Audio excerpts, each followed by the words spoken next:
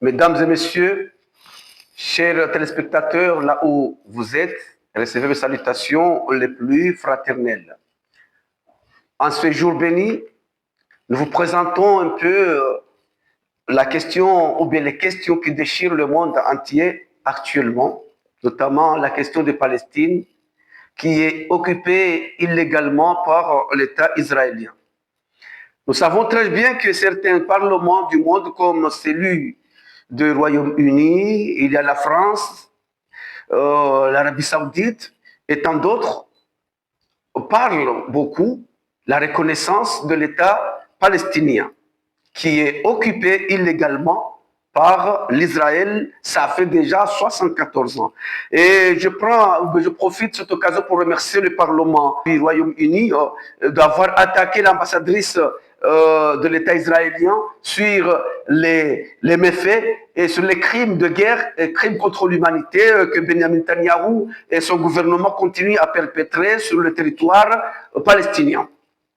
Il demande vraiment la reconnaissance de cet État. Moi, je vois que pour faire mieux, c'est le fait d'exposer cette question dans toutes les organisations régionales comme l'Union européenne, la Ligue des États arabes, voyez, donc l'Union africaine et les différentes organisations régionales. Ça doit être convoqué des différents sommets extraordinaires afin de demander la reconnaissance de l'État palestinien. Ceci va conduire vraiment l'ONU à organiser une assemblée extraordinaire pour l'analyse de la reconnaissance de l'État palestinien. Ça, c'est une bonne question très importante. Mais quand même, nous remercions le fait de commencer à provoquer afin que cette question soit mise ou bien soit exposée sur table. Mais c'est urgent que des différents sommets extraordinaires soient organisés par les organismes régionaux. Et j'aimerais aussi passer un message fort à la France, qui est dans la sécurité des Nations Unies, parmi les 5 pays qui assurent la sécurité, de convoquer une assemblée extraordinaire de l'ONU pour que cette question soit exposée, la reconnaissance de l'État palestinien. Parce que c'est la seule chose qui reste. Si on laisse que l'abattoir soit érigé sur le territoire palestinien, ça va être un choc dans le monde. Puisque ce n'est pas Iran qui est seul, qui veut que les Palestiniens soient en paix. Mais je pense que dans 75% des États du monde veulent que Palestine soit quiète, tranquille et laissée vraiment vivre en paix. Mais le fait de persister dans ce conflit israélo-palestinien, ça va être un choc pour les Israéliens ainsi que l'Amérique. Donc, si vous ne prenez pas le leçon de ce qui est passé pendant 12 jours, l'Amérique et les Palestiniens n'ont pas pris conscience. Apparemment, un jour, ils vont comprendre, ils vont payer cher. Puisque le monde s'est réveillé, qu'on ne peut pas laisser un petit État comme l'Israël à manipuler le monde entier afin d'ériger un abattoir, afin d'abattre les enfants, les aïeux, les orphelins, les femmes. Ce n'est pas normal. Chers compatriotes, chère communauté internationale. Donc, si l'Israël et l'Amérique comprennent ces conseils, ils vont les suivre. S'ils ne comprennent pas, on entend le pire et l'embarras qui va être déclenché un de ces jours où ils ne passeront pas. Chers téléspectateurs, nous allons continuer notre intervention également sur la question concernant le cessez-le-feu prôné par le président des États-Unis. Ce cessez-le-feu a été entendu par les deux camps et c'est remerciable quand même le fait de respecter monsieur le chef de l'État de l'Amérique, mais nous interpellons pour toujours l'Iran de mieux se préparer et de se préparer mieux et de renforcer la capacité, puisque l'Israël ne pourra pas laisser le monde entier tant que Palestine n'est pas raillée sur la carte géographique. Et ça ne doit pas être existé, puisque là-bas, c'est la mosquée sainte qui est détestée par certains pays. Ces pays-là savent l'importance et la portée de la mosquée sainte. La deuxième mosquée sainte, c'était la première première mosquée sainte avant, ils ne laisseront pas les Israéliens à bafouer toutes les résolutions régionales qu'internationales. Il faut quand même au moins leur demander le cessez-le-feu. Sinon, ils vont lui menacer qu'on va vous frapper si vous ne laissez pas ces gens-là à vivre mieux. Pendant 114 ans d'une occupation illégale d'un territoire comme tel, c'est pas normal. Aucun pays n'a réclamé la reconnaissance de ce pays, c'est pas normal. Donc les pays qui demandent la reconnaissance, on leur remercie et appelle l'Iran de se préparer, puisque leurs demandes ne sont pas bien attendues par ce petit pays, l'Israël. Donc, on ne veut pas une guerre. Mais si l'Israël ne le veut pas, c'est-à-dire si l'Israël ne veut pas la paix, alors pourquoi rester dans la paix et laisser un seul pays à troubler le monde entier? Qu'elle soit abattue. Mes chers compatriotes, mes chers amis, mes chères communautés internationales, qu'Israël soit abattu, puisque là, il est appelé, il est donné toutes les leçons pour prendre conscience, mais il reste réticent afin de commettre les crimes contre l'humanité, les crimes de guerre et des actes des humanitaires. Chère communauté internationale, ça c'est pas normal, on doit quand même parler ensemble le cessez-le-feu. On doit favoriser l'Iran à donner leçon à l'État israélien. Avant de passer à une autre chose, j'aimerais dire que certains pays qui gardent la réticence de ne pas dire ou de ne pas appeler l'Israël à cesser le feu, c'est que ces pays-là ont occupé certains territoires appartenant à d'autres pays. C'est pourquoi qu'ils gardent la réticence.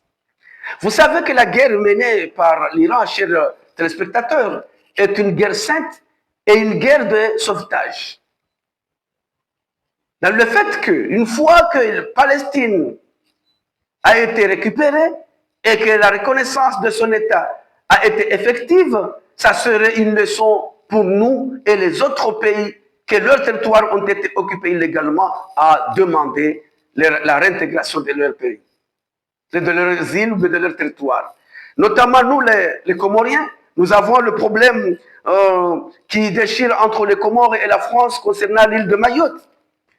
Si Palestine a été récupérée, on aurait aussi la voie à la communauté internationale qu'il y a une résolution qui est passée outre. Ça doit être vraiment respecté par la France de nous restituer l'île qu'elle a continué à l'occuper illégalement. Là, c'est parmi les avantages de la guerre menée par l'Iran pendant 12 jours. Et que nous espérons que cette guerre soit persistée si l'Israël ne comprenne pas vraiment la reconnaissance de l'État palestinien.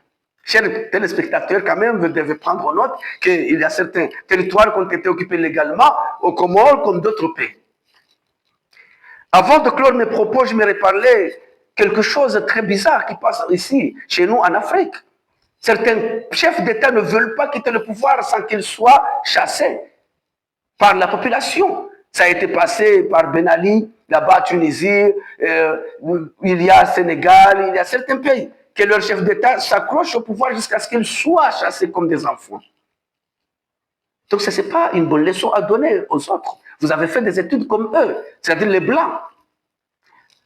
Ils restituent le pouvoir par les lois. Pourquoi vous ne voulez pas, vous, les chefs d'État africains, respecter la loi et quitter le pouvoir par les textes écrits sur les constitutions? Mais vous voulez toujours briguer des mandats chaque année. Et que quand même, un quinquennat doit être suffisant. Si vous avez un programme, vous devez quand même montrer certains traits de votre programme est parti, puisque nous sommes nombreux qui veulent gérer nos pays. Chacun a son expérience. Si vous voulez, vous les chefs d'État qui continuent à vous accrocher au pouvoir, que votre expérience soit utilisée seule, ce n'est pas ça. L'être qui utilise son expérience pérennement, c'est Allah, le bon Dieu. Mais nous les hommes, on doit laisser les autres montrer leur expérience. Il y a tant des intellectuels, il y a tant de personnes qui peuvent être présidents en Afrique. Pourquoi? Vraiment, la question est simple. Pourquoi vous voulez toujours vous accrocher au pouvoir? J'aimerais parler pour Alassane Dramane Ouattara, qui veut toujours briguer d'autres mandats. Pendant des quinquennats qu'Alassane Dramane Ouattara est là. Donc là, la population a révolté. Donc j'aimerais aussi passer un message fort à d'autres présidents africains qui s'approchent au pouvoir comme Paul Kagame, comme d'autres, comme Azali, d'autres présidents africains qui ne veulent pas toujours laisser le pouvoir aux autres. Cher président, vous ne prenez pas conscience aux autres pays, comme la Côte d'Ivoire, que la population un jour s'est relevée, la population s'est réveillée, la population s'insurgeait contre le gouvernement. Parce que ce n'est pas normal que vous restez toujours, chaque année, c'est vous. C'est vous qui briguez le mandat, mais les autres n'ont pas le droit. Non, ce n'est pas normal. Alors, j'aimerais que vous suiviez l'adage qui dit, si tu vois la barbe de ton voisin brûle, il faut prendre précaution à la sienne. Donc, chef d'État africain, chère population africaine, le temps est là pour donner une bonne leçon à nos amis. Il faut donner leçon à nos amis. Je vous donne un cas, d'autres cas, qui a été passé dans un pays où le président a fait une sortie honorable. Quand il y a des élections dans un pays où il y avait des troubles, ce président a été invité afin de gérer ces élections, pour que ces élections passent saines et transparentes, passent dans un cadre sain et transparent. C'était comme ça. Il a laissé démontrer que ce président a eu une bonne reconnaissance dans sa région et dans le monde entier. Pourquoi? Comment vous allez vous conformer à ce système pour que vous soyez reconnu par votre région et par le monde entier, cher président africain. Donc, je pense que c'est une leçon très importante à apprendre, ce qui se passe ici chez nous, et de savoir que votre technocratie, votre connaissance sera bien reconnue le moment où vous allez vous conformer aux lois de vos pays pour laisser le pouvoir aux autres par une voie démocratique. Chers téléspectateurs, en somme, l'Afrique attend des personnes comme Ibrahim Traoré, comme Bassirou Diomaye Faye et d'autres présidents qui veulent que leur pays respecte la démocratie. Nous voulons que la démocratie soit restaurée. Même si Ibrahim Traoré a fait un coup d'État, la population, voyez bien, la population est d'accord de son action. Alors vous, les chefs d'État qui restent, vous devez vous conformer aux lois. En fait, chers téléspectateurs, merci de nous avoir compris et de partager, commenter, liker et vous abonner. Et le staff de notre page vous remercie vraiment de votre fidélité et de rester connecté dans notre page Mimbaria Comment. Merci infiniment.